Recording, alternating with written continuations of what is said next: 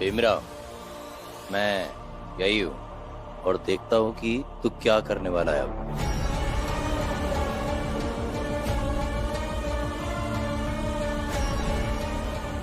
दीपक! दीपक! भीम! भीम!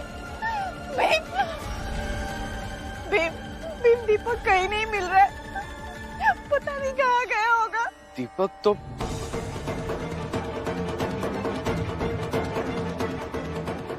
दीपक यहाँ नहीं है। कहाँ है दीपक? मुझे क्या पूछ रहा है? जगह ढूंढ। काकी आप घबराइए मत, आइए ढूंढते हैं दीपक को।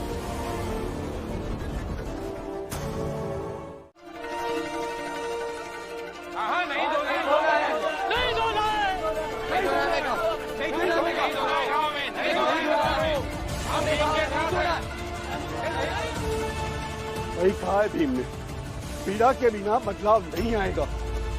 हम सब मरने के लिए तैयार हैं। अब हम पीछे नहीं हटेंगे। नहीं हटेंगे।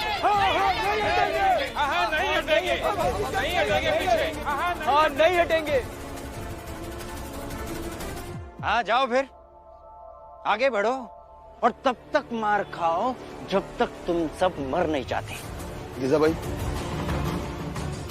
दवा तो मेरे लिए लाई थी ना, लेकिन देखो सब उठकर फिर से लड़ने के लिए तैयार हो गए।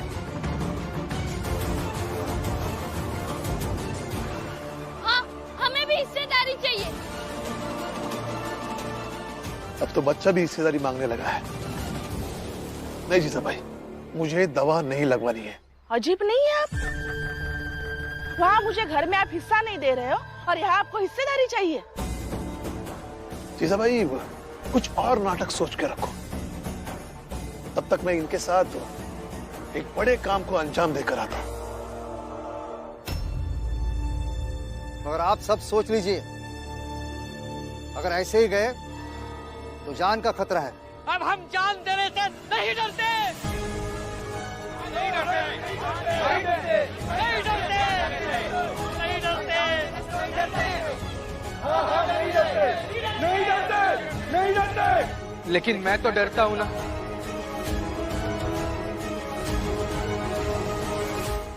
मुझे लगता है डर अपनों को खोने का।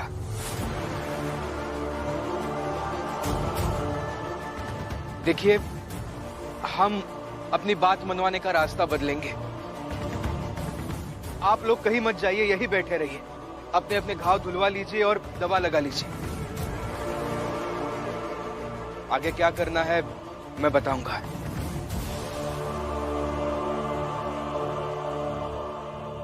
क्या करने वाला है भीमराव? आप ऐसे ही पूछेंगे और मैं बता दूंगा क्या करने वाला हूं। सोचिए, नहीं तो देखिए, देखिए आगे क्या होता है।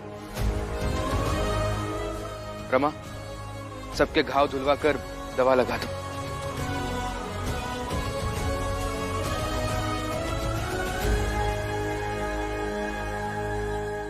देखिए, आप में से कोई भी अभी घर लौटकर नहीं जाएगा।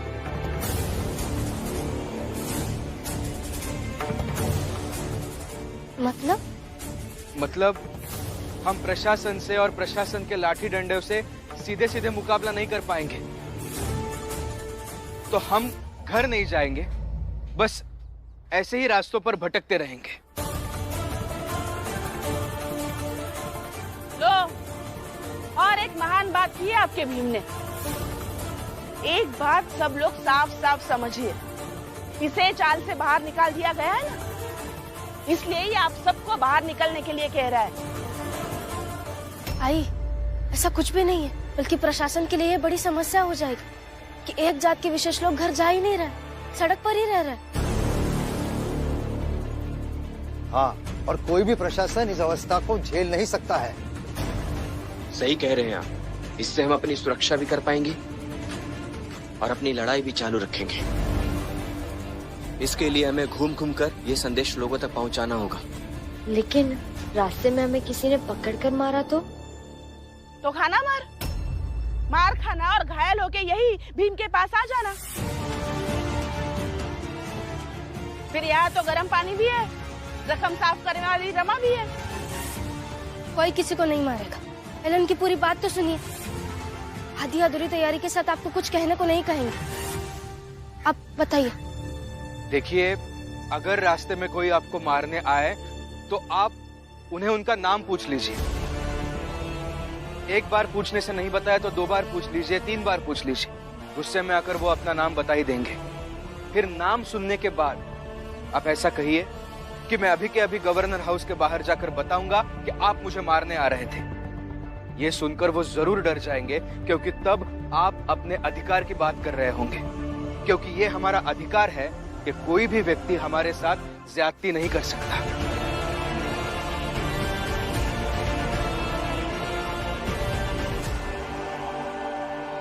हम सब चलते हैं और जैसा भीम ने कहा है वैसा ही करेंगे।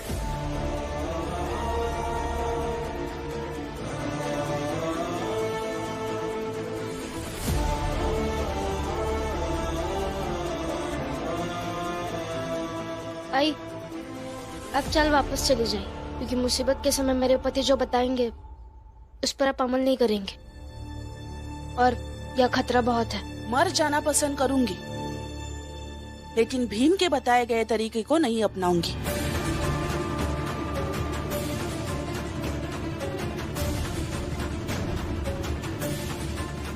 सुनिए। सुनो तुम सब, कान खोलकर सुन लो।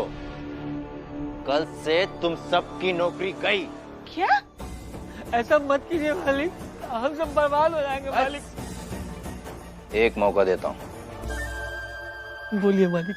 कल सुबह होने से पहले उस जोखू और भीम को छोड़कर सबको चाल के अंदर ले आओ, तभी तुम लोगों की नौकरी बच सकती है, नहीं तो तुम सबकी नौकरी गई।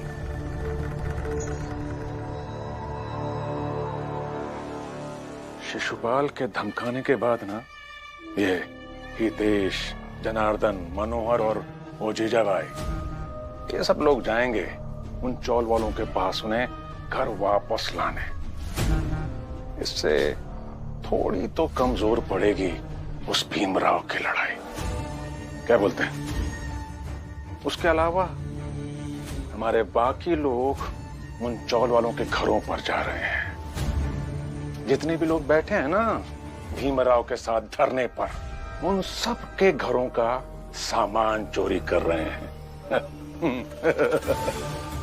बहुत जल्दी ये खबर भी पहुंच जाएगी उस भीमराव और उनके लोगों के पास। धीरे धीरे रे मना, धीरे सब कुछ होय, माली सींचे 100 घड़ा, ऋतु आए फल होय।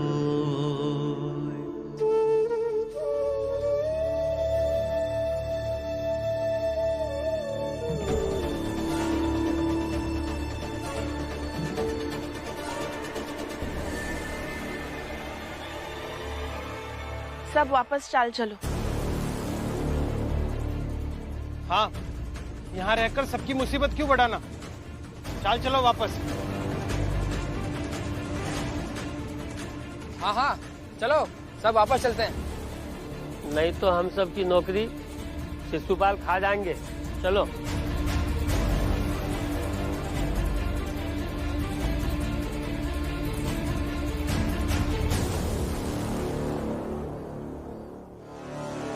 और एक खबर और है।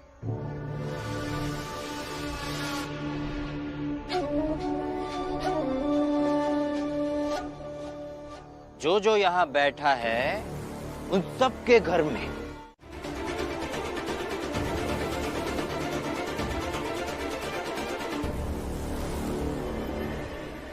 भीमराव, अवकाश से ज्यादा पाने की चाहत रखते हो?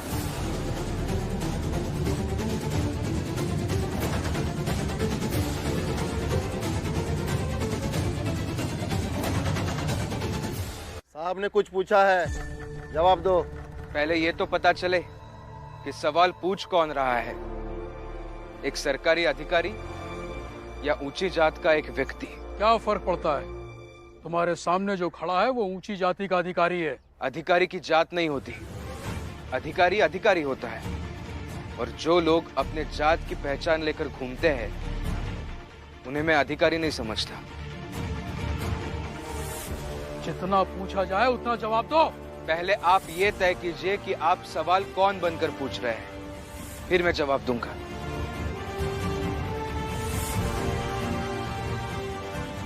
अधिकारी बन के पूछ रहा हूँ, क्या चाहते हो? अपनी मांग बोलो। मांग नहीं, हक।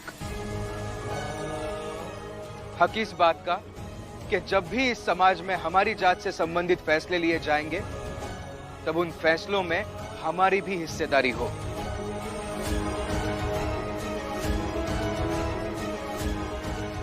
और हमारा ये अधिकार हमें लिखित रूप से मिले उन लोगों से जिनका प्रभाव शासन प्रणाली पर निर्णायक हो। ठीक है, तुम लोग जाओ। मैं ऊपर के अधिकारी से बात करता हूँ और आश्वासन देता हूँ कि तुम्हारी मांग मानी जाएगी। आश्वासन नहीं चाहिए साहब, नतीजा चाहिए, हक चाहिए। जिस कानून की तुम हमेशा इज्जत करते हो उस कानून पर विश्वास नहीं है। कानून की तो मैं आज भी इज्जत ही करता हूँ, लेकिन एक व्यक्ति कभी कानून नहीं हो सकता, इसलिए आप कानून नहीं है। और आप पर विश्वास नहीं है क्योंकि आप जब यहाँ आए थे तब ऊंची जात के नुमाइंदे बनकर आए थे। इसलिए जब तक हमें नतीजा नहीं मिल जाता, हमारा हक नहीं मिल जाता, तब तक हम यहाँ से नहीं जाएंगे।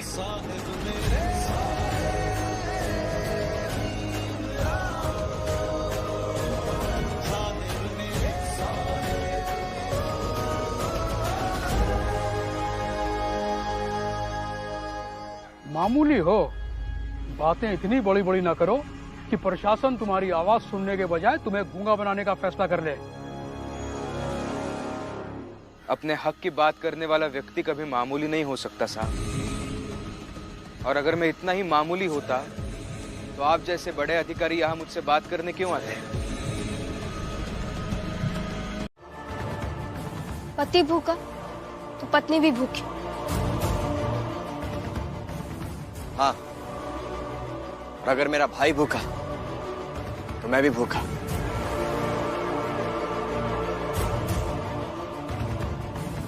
और मेरा दोस्त भूखा तो मैं भी भूखा। और मैं भी भूखा। मैं भी भूखा। मैं भी भूखी। मैं भी भूखी। हम भी भूखे। मैं भी भूखी। और मैं भी भूखा। मैं भी भूखी। और मैं भी भूखा।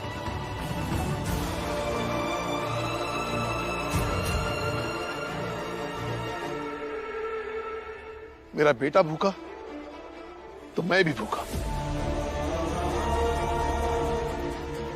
मेरी बहू भूखी तो मैं भी भूखा। मेरे जात के लोग भूखे तो मैं भी भूखा। कबीरा सोई पीर है जो जाने पर पीर, जो पर पीर न जानही सो का पीर में पीर। बाबा,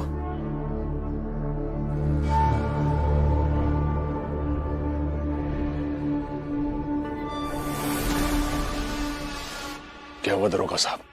आपके बड़े अधिकारी ने कुछ किया उस भीमराव के साथ? बताइए ना, क्या हुआ वहां? भीम ने हमसे बात करना उचित नहीं समझा। उसने तो सीधे मांग की कि उससे बात वही करे जो व्यवस्था बदलने में दखल करने का अधिकार रखते हैं। यही तो घमंड है उसका। उसके इसी घमंड को तो तोड़ना है बाबा। हाँ बेटा, वो तो सब बात में देख लेंगे। पहले तो अब ये इंतजार कीजिए कि अधिकारी जो उनसे बड़े अधिकारियों के पास भीम और उसके जात से संबंधित समस्याओं से जुड़ी बात करने गए हैं वो क्या फैसला लाते हैं। अब तो सब उन पर ही निर्भर करता है। मतलब हमारे हाथ में अब कुछ नहीं है? नहीं जीजा भाई, हम तुम्हारी नौकरी के लिए कुछ नहीं कर सकते। कल भी समझाया था अब भी समझा रहा हूं।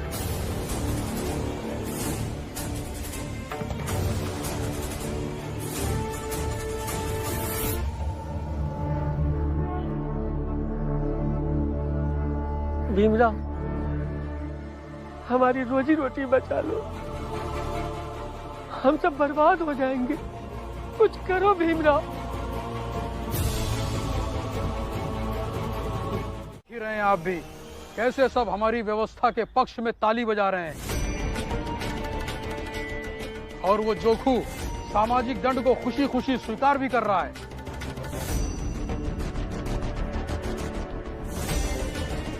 बस दिक्कत तो सिर्फ इस भीमराव की है।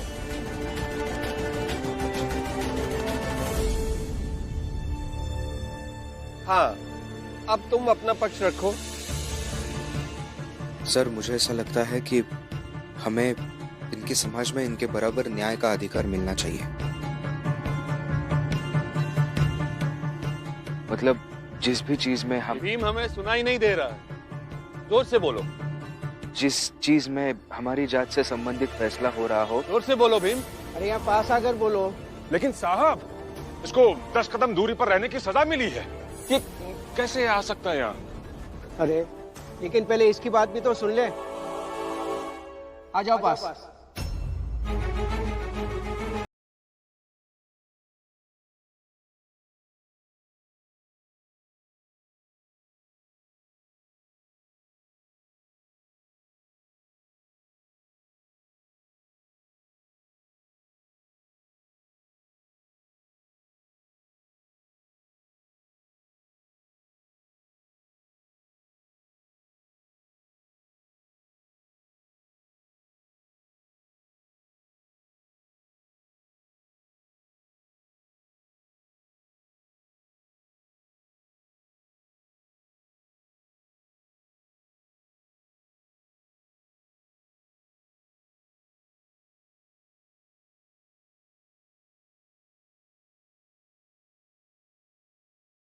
कहना चाह रहा हूँ, सुनाई दे रहा है आपको? हाँ हाँ सुनाई दे रहा है, बोलो। लेकिन ऐसे समाज से किनारे रख देंगे तो हम क्या कहना चाहते हैं ये कभी आपको सुनाई नहीं देगा, जैसे अभी आपको कुछ सुनाई नहीं दे रहा था।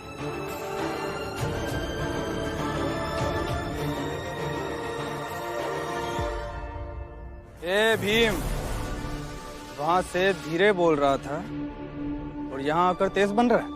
यही तो गुस्ताखी है। हम थोड़ा बोलना चाहे तो आपको लगता है हम ज्यादा बोल रहे हैं और हमें धीरे बोलना चाहिए। फिर आपको लगता है कि हम ना ही बोले तो ज्यादा अच्छा है। और एक दिन आप हमें समाज के किनारे खड़े कर देते हैं ताकि हमारी आवाज किसी तक पहुंच ना पाए।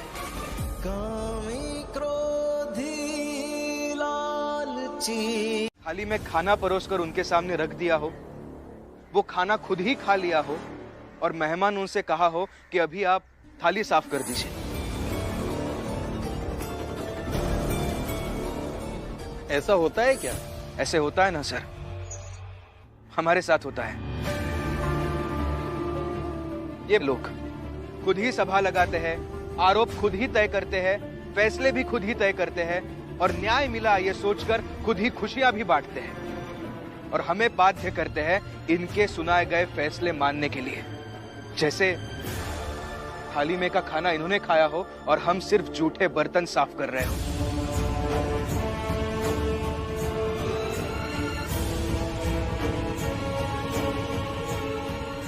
भीमराव, आधारहीन बातें मत करो।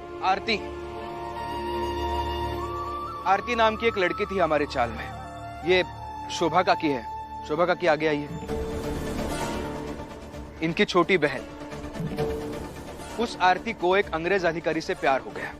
अंग्रेज अधिकारी को आरती से प्यार नहीं हुआ, लेकिन इसके बावजूद आरती उस अधिकारी के बच्चे की मां बन गई। और फिर इन समाज वालों ने आरती को बदचलन और चरित्रहीन कहना शुरू कर दिया और इनकी बातों की वजह से उस आरती को हमें और हमारी चाल को छोड़कर जाना पड़ा।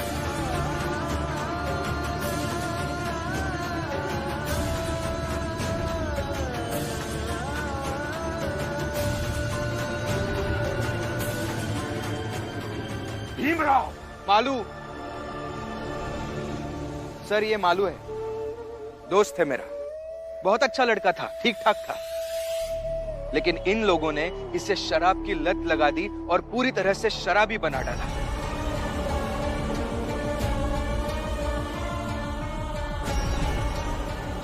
ये हमारे जोखू काका, ये भी अच्छे थे, हमारी चाल में इनकी एक दुकान भी थी, लेकिन इन्होंने दारू की दुकान खोलकर उस दारू की दुकान में इन्हें काम पर रख दिया और फिर इन्हें भी मालू की तरह शराब की लत लगा दी और पूरी तरह से शराबी बना डाला।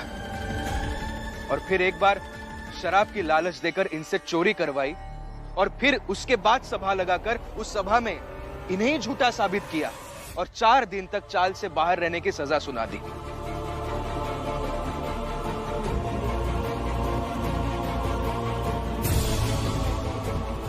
मैंने इन्हें मदद करने के लिए खाना खिलाया तो मुझे भी चाल से बाहर कर दिया गया। मैं कॉलेज में पढ़ता हूं, मेरी परीक्षा आने वाली है सर। 2 रात से मैं बाहर हूं और अब तक मैंने किताब का एक पन्ना भी नहीं पढ़ा। ये लोग सदियों से अपने साथ हो रहे अन्याय के मायूसी को उल्लास के साथ भुलाना चाहते हैं।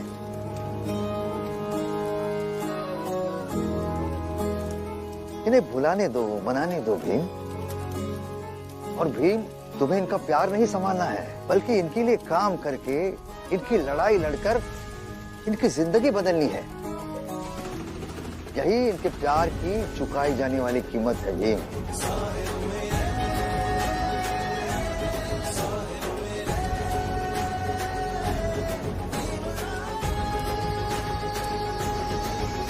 तुम अपने जीवन में इतना उच्च पद प्राप्त कर लो कि 14 अप्रैल को आने वाली पीढ़ी तुम्हारे जन्मदिन को न्याय दी।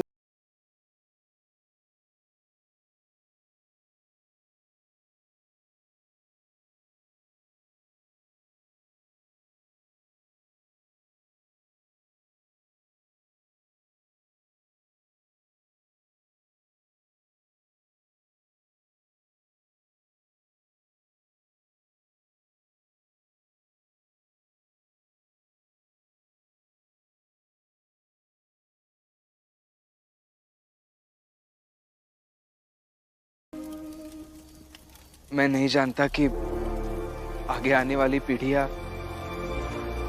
मुझे याद रखने लायक समझेंगी या नहीं समझेंगी, लेकिन मैं आपको इतना आश्वासन जरूर दे सकता हूं, जब तक मैं जिंदा रहूंगा अपने जात के लिए और अपने समाज के लिए लड़ता रहूंगा, अपने लोगों के लिए काम करता रहूंगा, इन्हें न्याय दिलाता रहूंगा।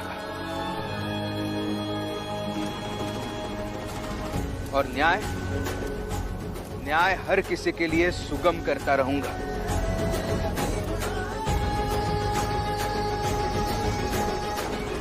भीमराव, तुम क्या न्याय की बात करोगे? तुम तो बस अपने मतलब की बात करते हो। 4 लोगों की नौकरी छीनने वाला आपका ये भीम बाकी 4 लोगों के हक के लिए लड़ने की बात कर रहा है। ये तो समानता नहीं हुई। चाहे तो बस अपने जन्मदिन का तमाशा कर और खुशियां मनाओ।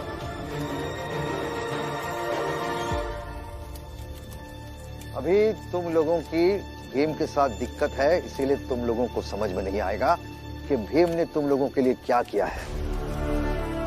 लेकिन एक दिन आएगा जब तुम सबको इसका एहसास होगा और तब देखना तुम्हारे साथ ये पूरा देश भीम का जन्मदिन मनाएगा।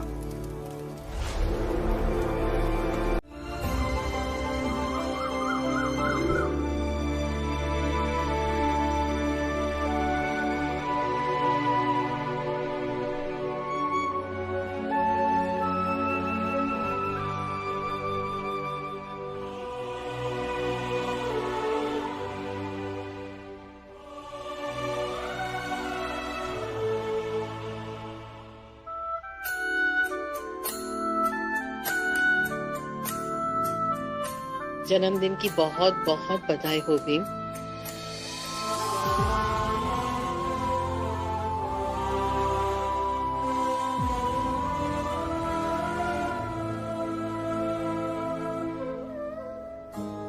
मैंने तो पहले ही इसका नाम सोच रखा है। तू भीमाबाई का बेटा भीम है। इतनी मुश्किलों से तू लड़के आया है, अब अंधेरा छटेगा, रोशनी होगी और हर दिन से जास्ती चमकीला सूरज निकलेगा। कबीरा लोहा एक है, गढ़ने में है फेर, ताही का बख्तर बने, ताही की शमशेर। साहिब मेरे भीमराव, साहिब मेरे भीमराव, साहिब मेरे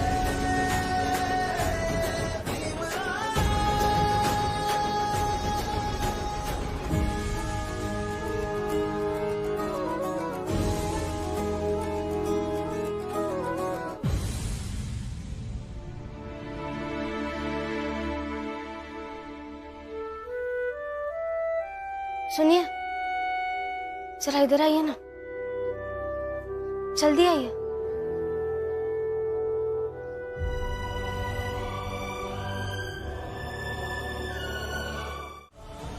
क्योंकि तुम अर्धांगिनी हो मेरी। रमा, एक मर्द के जीवन के संघर्षों में पूरे संसार वाले एक तरफ और उसकी पत्नी एक तरफ होती है। क्योंकि जब मर्द विजयी होता है तब संसार के लोग बधाइयां देते हैं, फूल मालाओं से अलंकृत करते हैं, लेकिन पत्नी उसके जीवन की सार्थकता पर गर्व करते हुए प्रेम बरसाती है और उमंगों के फूल खिलाती है। लेकिन जब एक मर्द हारता है तब पूरा संसार नजरें चुराकर भाग जाता है, लेकिन एक पत्नी होती है जो उसके पति के साथ कंधे से कंधा मिलाकर खड़ी होती है।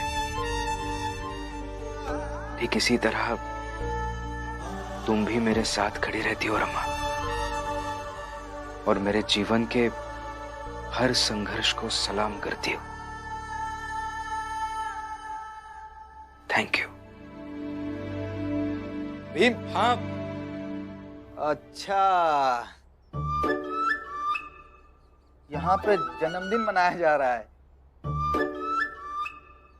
और मैं वहां कब से बुला रहा हूं, लेकिन मुझे ये नहीं पता था कि तुम भाभी के साथ हो। अच्छा ठीक है, वो छोड़ दो। सुनो, तुम जल्दी से जल्दी तैयार हो जाओ और बढ़िया सा भाषण लिख लो।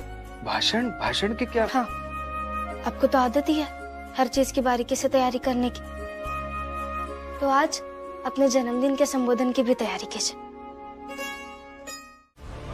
क्योंकि ये पूरा समाज ऊंची जात के लोगों का बनाया हुआ है, सामाजिक व्यवस्था उन्होंने बनाई है, तो ताकत भी उनकी है।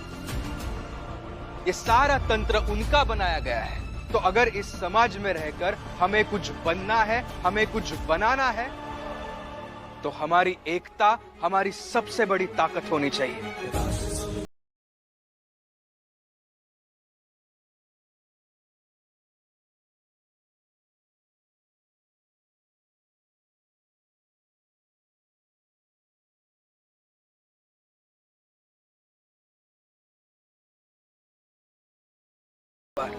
कदम कदम पर, लेकिन हमें बार बार इस सब को समेटने का हुनर सीखना चाहिए। और ये हुनर बस इतना सा है।